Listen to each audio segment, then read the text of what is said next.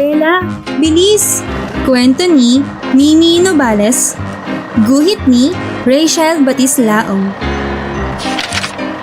Isang maliit na truck si Bella. Madalas siyang makipaglaro sa ibang mga sasakyan. Sinisikap niyang makahabol sa kanila.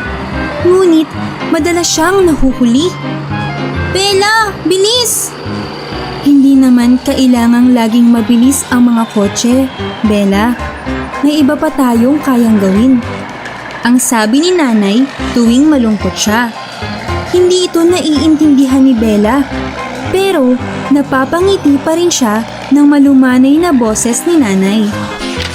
Isang araw, nangailangan ng tulong ang kasunod na bayan. Kailangan nila ng mga materyales na ito. Sino ang maghahatid? Tanong ng isang nakatatanda. Tutulong po kami. Voluntaryo ni nanay. Bella, bilis, ilagay na natin ito sa likod. Sumunod rin agad si Bella kay nanay.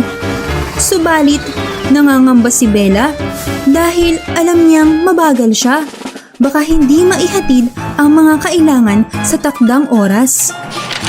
Nagsimula ang kanilang paglalakbay ng matiwasay. Tamang-tama lang ang kanilang tulin, parang namamasyal lang. Nakarating sila sa mabatong daan at bumagal ang takbo nila. Nanay, bilis! Sabi ng nanginginig na boses ni Bella. Hindi tayo pwedeng magmadali rito, Bella. Pinapabagal tayo ng pagkiskis ng mga bato sa gulong. Sagot ni nanay. Ah, kaya po parang tumatalbog ang katawan ko. Tama, at kailangan rin nating mag-ingat. Maya-maya, nakarating sila sa pataas na daan. Nanay, bakit hindi natin kayang bilisan?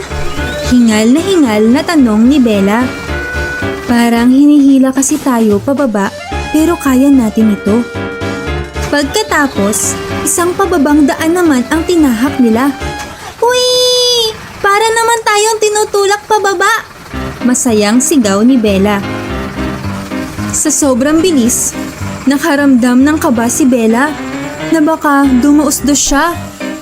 Kaya binagalan niya ng kaunti. Natatanaw na nila ang bayan nang mapunta sila sa daan na may makapal na putik.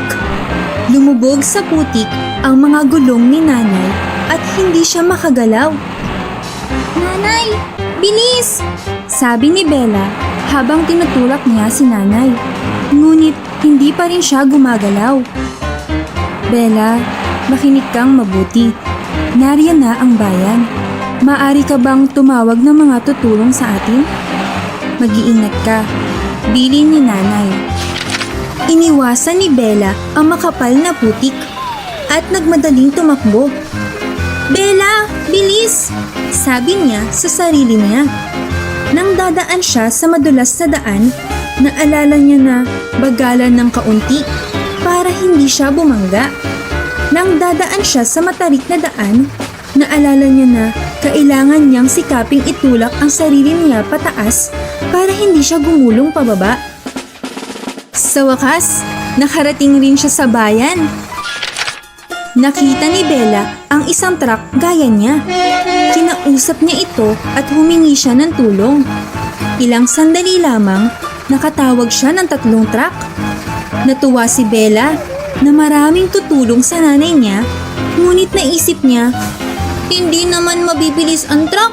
Kaya ba naming maiahon si nanay sa putik? Itinuro ni Bella kung saan nabalahaw si nanay. Pumuwesto ang pulang truck sa harap ni nanay. Ang 2 iba pa ay nasa kanyang likod. Tulungan mo akong hilahin ang lubid, Bella. Sabi ng truck sa harap habang inaabot ang lubid sa kanya. 1, 2, 3! Ang sigaw ng pulang truck. Tinulak ng 2 truck sa likod si nanay. Sabay sa paghila ng 2 pa sa harap. Tagumpay! Naiahon si nanay mula sa makapal na putik. Nagpasalamat sila Bella sa kabutihan ng mga truck. Tinuloy nila ang paghatid sa mga materyales at nagpasalamat din ang mga sasakyan sa bayan na iyon. Napakasaya ni Bella dahil nakatulong siya. Naisip niyang hindi pala bilis lamang ang kailangan para maging masaya at makatulong sa kapwa.